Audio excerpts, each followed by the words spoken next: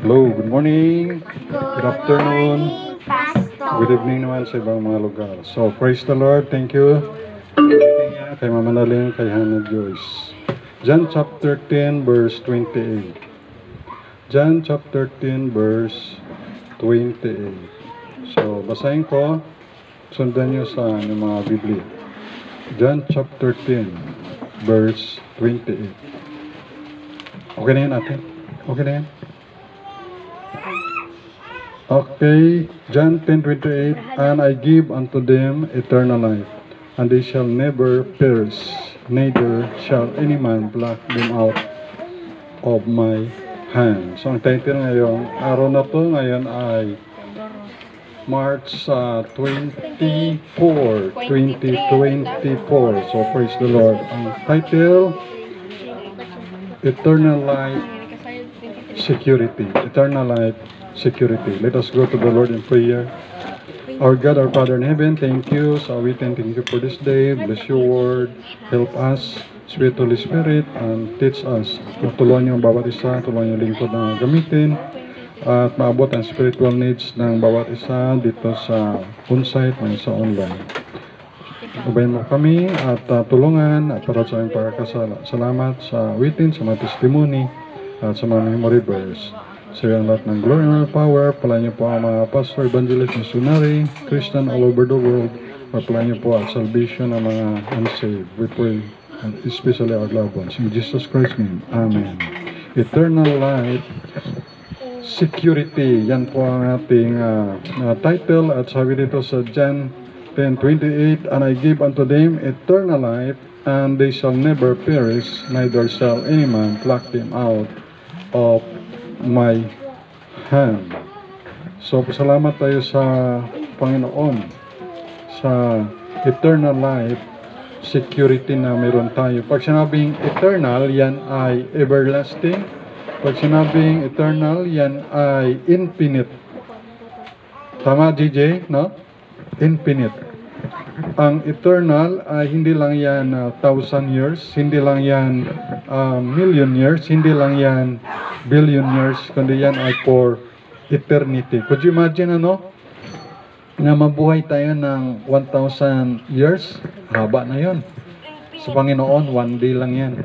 Kaya ang nabuhay na sa lupa, si Methuselah, ang kanyang edad, 969. Hindi siya umabot ng one day. Kaya nga sabi ng Biblia ay, for all have sinned and come short of the glory of God. Walang nakaabot sa himaya ng Diyos, sa glory ng Diyos, sa kalwalatian ng Diyos. Kaya nakasalalay yung ating buhay sa Panginoon.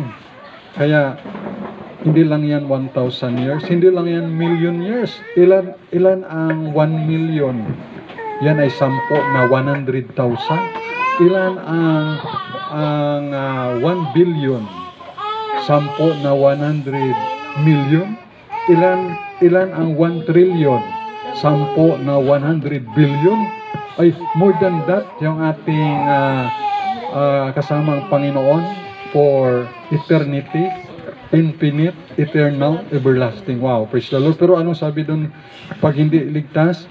Sabi doon ay nandun sa impyerno yung mayaman, yung rich man at si Lazaro, na kung saan ay nauhaw siya. Sabi niya, Amang Abraham, suguin mo si Lazaro na isawsaw yung kanyang daliri doon sa tubig at ipatak sa aking dila dahil nandito ako sa paghihirap na ito. Could you imagine na ang dila ay basa yan, pero nauhaw yung mayaman doon sa impyerno, doon sa Sheol, doon sa Hades. Iba pa yung lake of fire. Itatapon pa yung hell. Death and hell were cast into the lake of fire. Pero naghihirap siya doon. Could you imagine? Pero tayo dito, minsan naisip ko sa housing, daming tubig, may ulan. Kahit dito sa Porocono, dami nating tubig na nakareserba sa Regent Spring na inumin. Masakana tayo dito. Pero samantalang doon pala ang mga kaluluwa na nag-reject kay Jesus Christ ay naghihirap sila. Pero tayo ay blessing. May blessing tayo kay Lord. Kaya yun ay for eternity. Kaya nga eternal life, security, mayroon tayong seguridad na sa Panginoon. Kaya yun na John 10, 28. Meron rin tayong tinatawag na eternal salvation. Meron rin tayong tinatawag na eternal redemption sa Book of Hebrews. Meron rin tayong eternal judgment. Na kung sabi ng Biblia, kung ano man natin ginawa dito sa lupa, ay bibigyan reward ng Panginoon. Nakakalungkod na nabasahan ko kapon sa Facebook. Yung 4 pala na inambos doon sa Mindanao, 4 na sundalo. Yung isa doon ay ikakasal na next year, 2025. Could you imagine tapos namatay lang. So ang kanilang buhay ay binigyan nila para sa bayan sa paglilingkod. Pero dahil sa ay namatay lang. Could you imagine?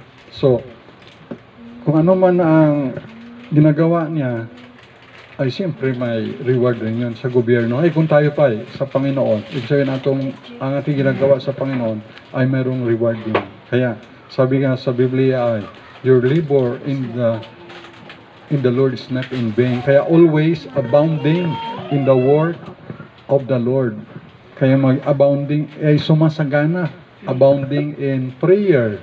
Abounding in Bible reading, abounding in soul winning, abounding in witnessing, abounding in giving, abounding, lahat nag-abound sa paglilingkod, sa mission. O nakapadala tayo ng support sa 19 missionary. No? Maliit lang naman, si Pre-Mission Church pa naman tayo. Pero tumulong tayo, o nagkapadala tayo nitong month of March. So, abounding. Kaya, salamat na ang ating ginagawa ay merong eternal judgment ng Panginoon. Kaya eternal life, security. Yan ay binibigay sa atin ng Panginoon. Yung eternal life. Yan ay walang hanggan at mayroon tayong kasiguruduhan. Secure ng Panginoon. So, and then, ang number 1 point natin, it is the plan of God. Yan ay plano na before the foundation of the world.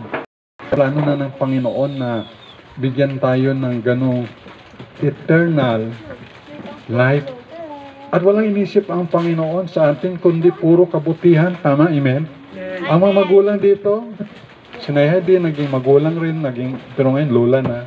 Sister Pin, Sister Munit, kahit kami, kahit si Dino, nila, kahit si Ma'am Annalyn. Ang aming iniisip ay puro sa kabutihan ng mga anak namin, anak natin. Di ba? Yan ang iniisip natin. Kaya pinsan pag sinasaway na nag-cellphone kay, parang kontrabida na yung tatay, kontrabida na yung nanay.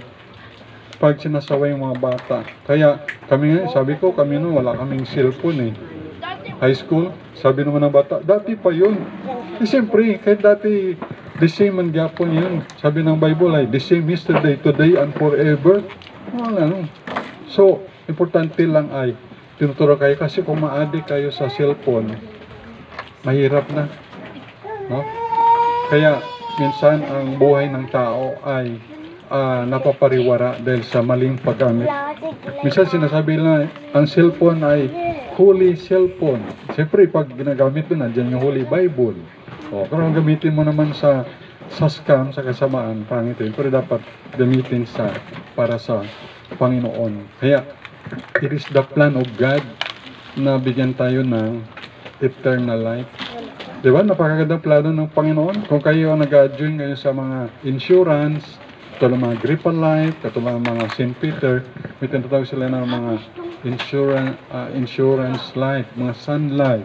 So dito lang yun sa lupa ay kung ang plan pa ay scammer, hindi sayang yung pera. Dito lang sa temporary life. Pero ang Panginoon may plano rin sa atin. At ang plano niya sa atin ay eternal life. So may plano. Ikaw, anong plano mo sa buhay mo? Di ba ang pagkakaiba ng mga Pilipino at saka Incheck? Ang mga Pilipino kasi naturuan tayo na, mag-aaral ka. Mag-aaral ka na elementary, high school, college, masteral, doctorate. Tapos para maging empleyado ka. Pero hindi naturuan na maging entrepreneurship. Na maging negosyante, entrepreneur.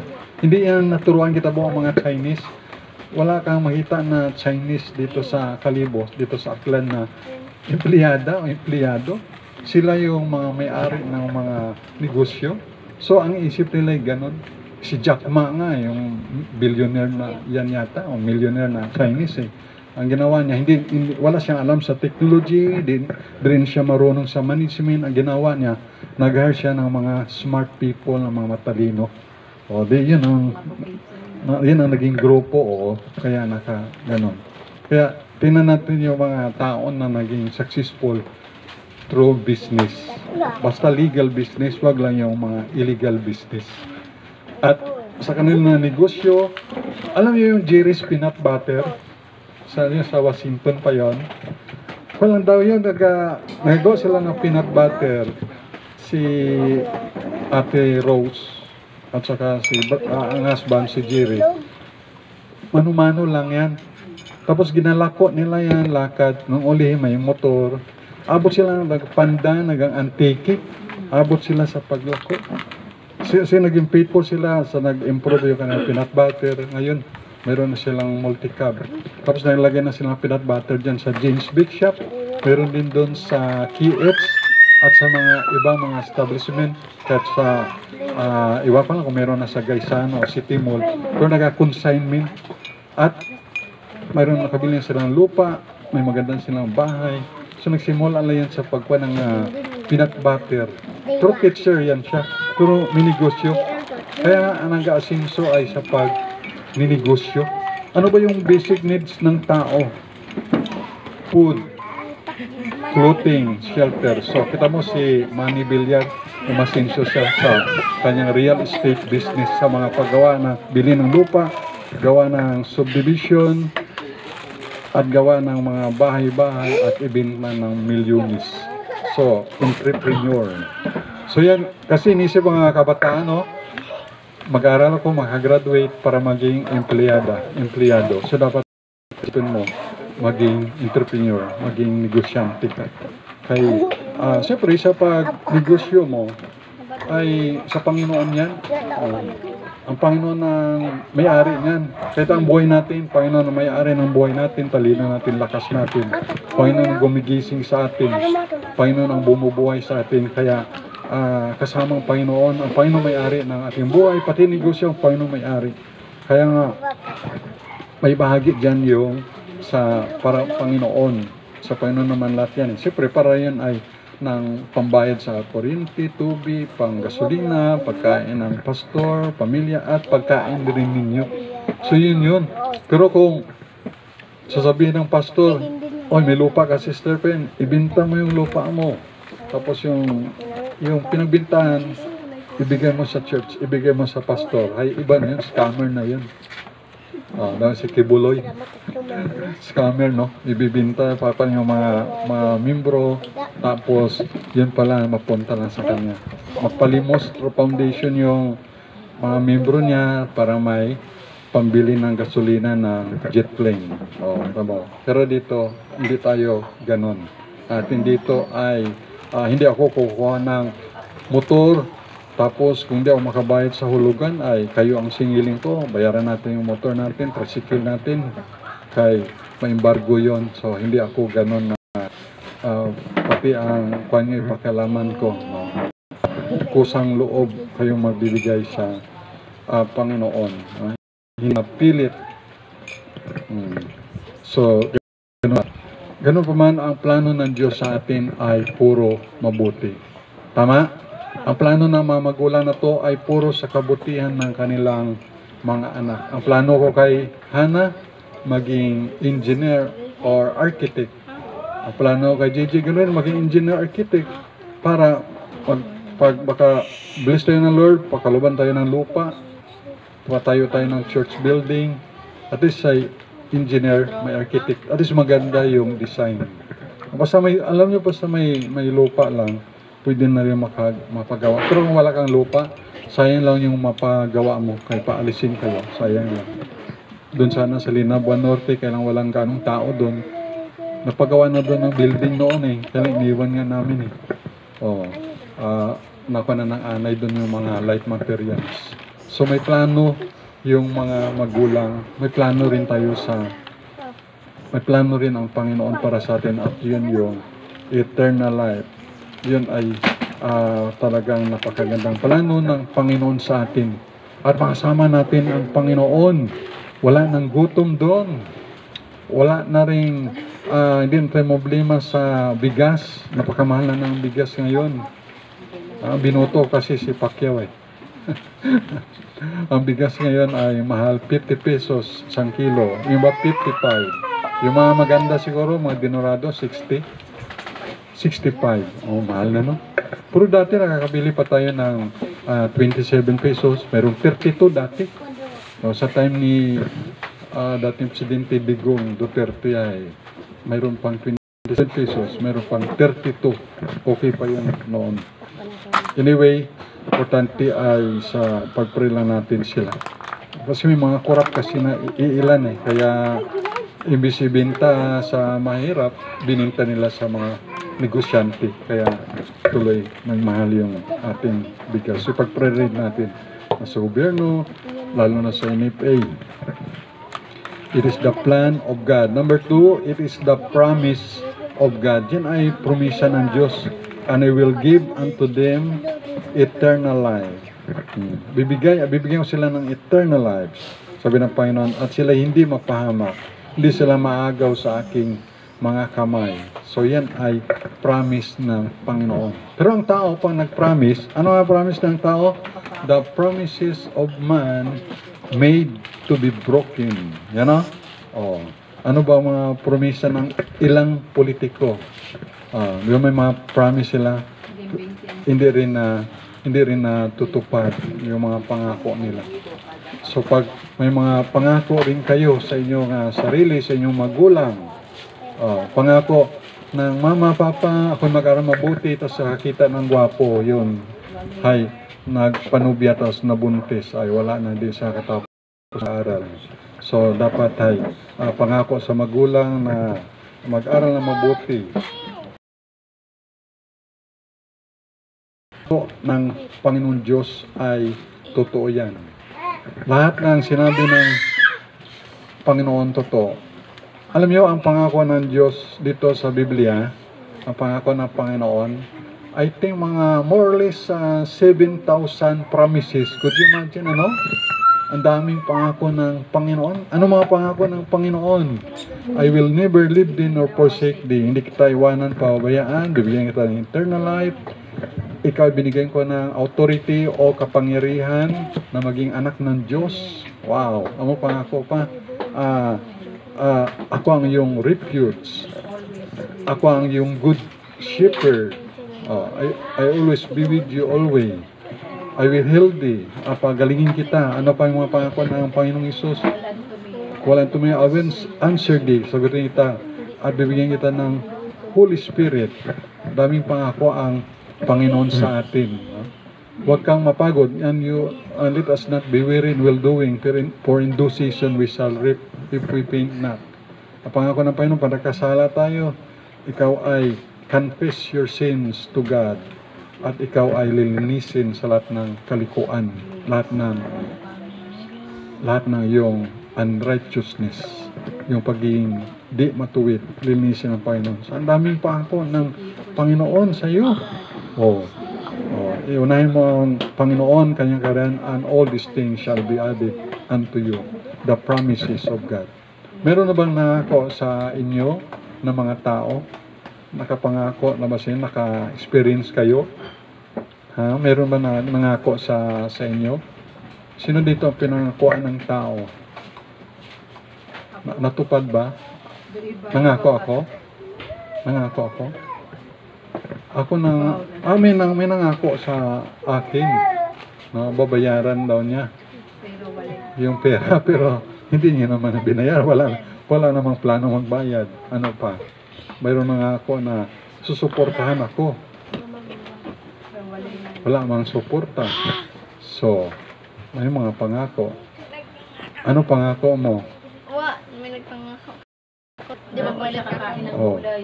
Yun, pangako ka. Magkain ka ng gulay. Ako nagpangako ka. So, ang Panginoon pag nangako, talagang tutuparin ng Panginoon. Ano pa yung yung pangako ng Panginoong Hesus na hindi pa napupulfill, yung prophecy, I will come again. Yun na lang. I will come again, John 14, verse 1 hanggang 3. In my Father's house are many mansions. If it were not so, ano to? I told you. Basahin ko na lang para sure tayo. John 14, verse 1. Let not your heart be troubled. You believe in God, believe also in me, in Jesus Christ. In my Father's house are many mansions. If it were not so, I would have told you, I go to prepare a place for you. And if I go and prepare a place for you, I will come again and receive you unto myself, that where I am, there ye may be also. I will come again. Yan ang pangako ng Panginoong Hesus na prophecy na tutuparin niya, at yan ay darating siya, pero hindi lang natin alam. Sabi nga ni Lord Jesus, wala nakaalam, ni the Son of Man, nor angels, hindi alam, only God the Father. Yun ang sabi ni Jesus, bilang tao si Jesus, pero bilang Diyos, bilang Diyos si Jesus, alam niya yon na darating siya. Pero nasabi niya yon sa katawang tao siya. Ang Ama lang nakakaalam. Pero bilang Diyos, alam niya yun. Kaya, yan ang pangako ng Diyos na atin pang inaantay. And then, doon sa langit ay, sabi doon sa langit, sa third heaven, ay mayroong 12 kinds of fruits, kakain tayo doon. May CR ba doon, Pastor? Hindi ko nga alam paano may CR. Siyempre, kakain ka. Hindi natin alam kung anong proseso nun. Tapos mayroon ng tubig na crystal, yung malinaw, crystal clear. Tapos ano pa? Tapos ay yung gold, streets of gold. Wow. Dito ang gold, pinag-awayan nila yung golden Buddha, yung mga singsing, mga aritos, mga kwinta. Pero doon pala sa langit, spalto lang pala yung gold. Ginagawang spalto lang. Kasi magdala pa tayo ng gold doon sa langit, ha? Wala na. Sabihin ni San Pedro, ay, ano dala-dala mo, Jomar? Gold. St. Peter, gold po. Parang dinala ka, spalto lang yan, dinala mo pa dito yan. Kalsada doon, streets of gold. So, ayun. Kaya nga, ayan ay mga promise ng Panginoon na ating inaantay pa. Ang daming promise ng Panginoon, no? More or less, 7,000 sa Back to the Bible bookstore, ang bookstore volunteer ako sa Quezon City. Meron talagang book doon na Promises of God, belief. Pero ang bilis siyempre, at least alam mo, siyempre mga verses, ay di, encouragement sa'yo yan. Yung promise lang nga na, but as many as receive Him, Jesus Christ, nag-receive kay Jesus Christ, to them give power or authority, power to become the sons of God. Yun nga lang, maging anak ka ng Diyos, para nag-receive kay Jesus, you believe Jesus, anak ka na ng Diyos. Kaya minsan pag nakaranas mo, wala na akong pera, tapos minsan niisip, ay, anak ko ng Diyos, so, di man ako payan ng Panginoon. Kasi hindi nga pinabayan ng mga ibon sa langit, eh. Yung mga pating sa langit, ang pating ba si Longgo Kalapati? Ang pating sa amin yung sa isda, sa dagat, ay yung pating pala si Longgo Kalapati, o mga ibon, ay hindi pinabayaan ng Diyos. How much more yung anak niya tayo? Kaya minsan taka ka, minsan may darating na lang na blessing, padala ng Panginoon na hindi ka man gahingi, no? Salamat sa mga giver. Kanya si Kuya Julius ay, masawa man ako gahingi kay Kuya Julius ay, magbigay siya. Pati ang si Dino na naambunan din. So blessing. No? Meron kasi mga tao na kahit hindi ka humingi, binigyan ka. Pero mayroon mga tao pala nagabigay, basta humingi ka lang. Meron akong mga ganyang mga experience. No? Gabigay siya, pero kung hindi ka man maghingi, hindi man mabigay. Pero pag humingi ka, bibigyan ka niya. Ganyan si Lord, di ba? Ganun man si Lord ay. Bago pa alam na ng Panginoon yung hiningi mo. At members na sa'yo yan. Kaya ito, pag mag-camp pala punta, no? Kung walang pambayad sa 300 sa youth camp, kung may mag-sponsor o mag-solicit. Kaya yan ang pinaka-weakness ko talaga, yung mag-solicit. manghingi ng pera lalo sa mga government official. Hindi ko talaga yan, hindi ko talaga ginagawa yan kay parang mahiya ako pagdating. Yan ang weakness ko, yung manghingi. Pero ang strength ko, yung magbigay ng magbigay. Yan ang strength ko. Magbigay, o kahit ano lang bigay. Bigay ng paamak, panggatong, ng sardinas, noodles. Dami kayo, mga 70 plus na mga dilata dito, ayuda noon. Wow, pamigay ko man yan. Tapos usuhin ko, sana yung ating dilata, sana noodles, wala na, naubos na pala nabigay. Tapos may naka-experience kami, may manok kami sa Laban Norte. Abot ng mga 70 para asong manok. Oh, pamigay ko rin sa mga pastor, sa mga kilala ko, bigay ko mga manok. Kasi hindi ko kayang pakainin lahat eh. Mahal ng feeds. Pamigay ko. Oh. Mga damit, sige bigay. Pagbigay ko, may nagabigay mo sa akin. Mga korbata, bigay, balik man, no? Kaya nga po, pumunta kayo sa housing, ayaw ko nga magpabisita doon, kaya makita nyo, ano ba naman si pastor na bahay na to? Tamba. Kaya sige na binigay niya ni. Kaya balik man, yan si Lord, no? Pag nagbigay ka, may magbigay rin sa'yo. Oo. Kaya, nakapagtataka talaga kahit mabahaan, kahit nasunugan, ay dami pa rin. Dami pa rin mga gamit. Kaya, iba talaga sa Panginoon. Provide talaga. Yan. So, it is the promise of God. Eternal life, salvation, security. Number 1, it is the plan of God. Number 2, it is the promise of God. Number 3, the last, it is the personality of God. Yan talaga ang personalidad ng Panginoon. Ano ba ang Panginoon? Siya ay eternal. Amen? Ang Panginoong Diyos, siya ay eternal. Wala nga siyang simula, wala siyang katapusan. Kumbaga nag-exist na siya. Eternal God. Mayroon tayong eternal God. Kaya mayroon tayong eternal life galing sa eternal God. Mayroong eternal spirit. Sabi sa Hebrews 9:14. Hebrews chapter 9 verse number 14. Hebrews 9:14. Ay po dito.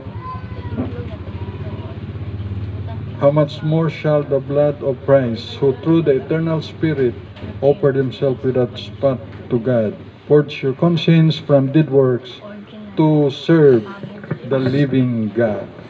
Meron din tayong eternal inheritance sa verse 15. And for this cause, he is the mediator of the New Testament, that by means of death for the redemption of the transgressions that were under the first testament, they which are called, yung mga tinawag, might receive the promise of eternal inheritance. Yung mga tinawag, na Panginoon tayo yun, tinawag sa kaligtasan, mayroon tayong eternal inheritance. Sino dito may mga inheritance na lupa? Meron kami kwan lang, 150 square meter. Pero 6 kami maghahati. Meron na kami sa Balite, 25 square meter. 6 kami maghahati. Tig 4.25 square meter sa amin. Pero malapit sa plaza yon. Ang ganda sana yun na, ang plano ko sana kung may million na ako pagawa ko ng 3 palapag, tapos parintan sa Palawan Pawn Shop. Tapos yung income ay isupport sa mga missionary, mga pastor.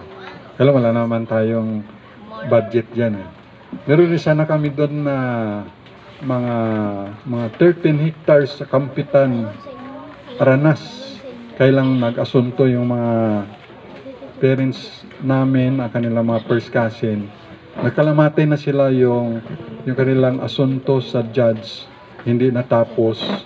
Nagkalamatay na sila, hindi natapos yung kanilang pag-away-away sa lupa. Kaya ang lupa, huwag pag-awayan. Paghatian dapat. Kasi galing ang tao sa lupa rin ililibing. Babalik sa lupa. Tayo'y lupa, tayo babalik sa lupa. Kayong mga bata, pag naglaro, mabaho, amoy lupa. Kaya galing sa lupa, amoy pawis. So, ganun, no? Sister Pen, mayroong inheritance yan. Dapat ihati ang inheritance. Si Tars may inheritance. So, paano naman si JJ siya na mayroon waring lupa? Ang lupa sa NHA Briones ay 40 square meter. Hindi pa yan sa gobyerno yun. Yan. Pero salamat, ang lupa lang natin ay nasa kukuk. Mayroong lupa sa kamay, mayroon din lupa sa sa kuko sa paa. Yan, nag-aaklanon ako eh. Yan. Sa aklanon ang siki, sa Tagalog, paa. Yan. Kaya, mayroon tayong mga lupa. Pero ang Panginoon ay binibigyan tayo ng eternal inheritance. Ano ang sabi ng Biblia? Kasama tayo na ni Lord Jesus na nag-inherit together with Christ. Wow! Praise the Lord. Anong mga exciting na mangyayari sa atin sa glory in heaven. Mayroong eternal glory, 1 Peter 5:10. Sabi sa 1 Peter 5:10, eternal glory. Eternal glory. Sabi sa 1 Peter 5:10. Sabi po dito, ay ganito po, but the God of all grace who hath called us unto his eternal glory by Christ Jesus, after that ye have suffered a while, make you perfect, establish, strengthen, settle you. Then meron tayong eternal life. Yan. 1 John 1:2. 1 John 1:2, for the life was manifested, and we have seen it, and her witness, and shew unto you that eternal life which was with the Father and was manifested unto us. Sabi sa 1 John 5:13, that ye may know that ye have eternal life, and that by believing on the name of the Son of God. These things have been written to you that believe in the name of the Son of God, that you may know that you have eternal life, and that you may believe on the name of the Son of God. So verse 20, and we know that the Son of God is come and hath given us an understanding that we may know him that is true, and we are in him that is true, even in his Son Jesus Christ. This is the true God. O si Jesus Christ, sabi, this is the true God. Big G, si Jesus Christ, true God. And eternal life. Si Jesus yung eternal life. Sa Jude chapter 1 verse 21, keep yourselves in the love of God. So ang ating mga sarili ay i-keep, ingatan, sa fold ng Panginoon, keep yourselves in the love of God, looking for the mercy of our Lord Jesus Christ unto eternal life. So praise the Lord, mayroon tayong eternal life security. Sino yung eternal? God. Sino yung life? God. Sabi ni Jesus, I am the life. No man cometh to the Father but by me. Jesus said unto them, I am the way, the truth, and the life. Sino yung security natin? Yung security bank. Oh, praise the Lord. Maganda ang foundation ng security bank, no? Nagbigay sila ng, ang ng teacher sa Kalibo Pilot Elementary School, parang one classroom o dalawang classroom lang ang ni-request niya nagpasa siya ng proposal sa security bank. It's either dito sa Region 6, Iloilo, or sa Manila. Pero gin-approve doon, hindi lang isang classroom o dalawang classroom, dalawang palapag, no? At ilang room yun? 10 tanan. Ilang room yun, Jay? So, yun ay sa foundation ng eternal ng security bank. So ang ganda, no? Ang ganda rin sana na may lupa kayo, ipapan mo sa foundation ng mga bangko, no? Tapos bigyan kayo ng building ng bangko, no? Tapos lagay doon sa ibabaw, security bank, Baptist Church. Hindi. Kaya lang, yung glory doon mapunta sa security bank. So dapat ang glory ay sa Panginoon. Siyempre, ang nag-sponsor kaya makita niyo sa Kalibo Pilot Elementary School, nangagaya security bank foundation ang nagbigay. So ang ganda ng security bank kay meron silang ganyang mga adikain sa lipunan. Katulad rin niya ng mga Rotary Club, Kiwanis Club na meron na scholar ay pinaaral nila yung mga mahirap na mga bata na gusto mag-aral. So mayroong tinatawag na mga foundation. How much more ang Panginoon ang ating security? Hindi bangko, hindi mga Rotary Club o Kiwanis Club, ating security ay ang Panginoon. Pag sinabing security, secure. Kung sa security, kung sa bahay, mayroon niyang wall, mayroong barrier. Kung may kawayan na harang, may halublak, o mabuti may pader na sila sterpin, may kawayan ay security. Another security ay CCTV. Another security ay yung aso. Another security ay security guard. Another security ay ikaw mismo or armas. Pero ang security natin ay ang Panginoon. O kita mo si David, pagharap niya kay Goliath, binigyan siya ng armor ni Haring Saul, mabigat yung armor, ayaw ko niyan. Binigyan siya ng espada, mabigat, ayaw ko rin. O yung sibat, o anumang mga armor ni King Saul, ayaw ko niyan. Ang aking security ay ang Diyos, ang Panginoong Diyos. Kaya ganun ating security na makita mo ko naman yung mga false teacher o false prophet o false mga preacher, no? Nang makilala doon sa mga Amerika, mga black people ay ang dami nilang mga escort, ang ganda ng mga kotse, ang dami tos may escort, tapos ay may mga securities lang, may mga lalaki, mga black people na mga malalaki, tapos may nag-comment doon, kala ko ba ang security dapat ay ang Diyos, ba't ang dami yung mga bodyguard, no? Siyempre, na siya kung sikat o well-known na mga pinagagawa nila. Minsan yung iba, ginagamit nila yung ministry for their sariling kapakanan, for their money, no? Pero tayo dito, ang lahat nating income ay binabalik rin sa inyo. Atin rin ginagamit, sinusuporta at atin rin kinakain. At kayo, ikuan pa naman kayo, mga bata pa kayo iba. Kaya hindi pa kayo makapagbigay gaano. Pero ang binigay nyo na ay yung time nyo, yung buhay nyo. Kasi doon naman kayo maglaro lang doon, malikabok, mapawisan lang kayo, pero may time kayo talaga dito na dinadala. Kaya salamat tayo sa Panginoon, kay Lola Heidi ay dinadala kayo. So ginaguide kayo para paglaki nyo, alam nyo na. Sabi ng Proverbs, train up a child in the way he should go, and when he is old, he will not depart from it. So pasalamat kayo kay Lola Heidi nyo, kay tinatsagaan kayo, yan ay reward na rin ni Heidi yan sa langit sa Panginoon, yung nandala kayo dito, tinatsagaan kayo. At thank you na dito kayo, kasi kung yung iba kasi ay inaagaw na ng minsan ang katawan natin minsan pagod, lanta, kasi pag na exhausted na tayo sa gadget, sa cellphone, sa TV, sa cable o anong mga modern technology, minsan hindi na makapangsyon natin katawan kasi pagod na, ang mata pagod. So dapat kontrolado natin ang mga gadget. Nothing wrong with gadget, basta gawin lang yan para sa Panginoon, sa tama. So praise the Lord, meron tayong eternal life, security, at yun ay bigay ng Panginoong Hesus. Hindi na yan mawawala sa atin. So i-treasure natin yan. Okay?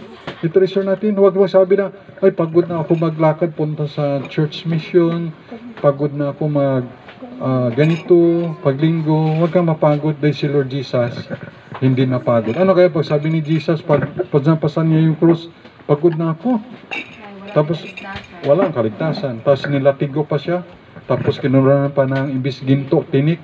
Tapos sinampal siya o sinuntok, binugbog. Tapos pinapaya pa siya. Tapos ginatuya-tuya pa siya. Lahat na ng salitang mga masama. Ikaw pala ang Kristo, tagapalitan. Siligtas mo sarili mo.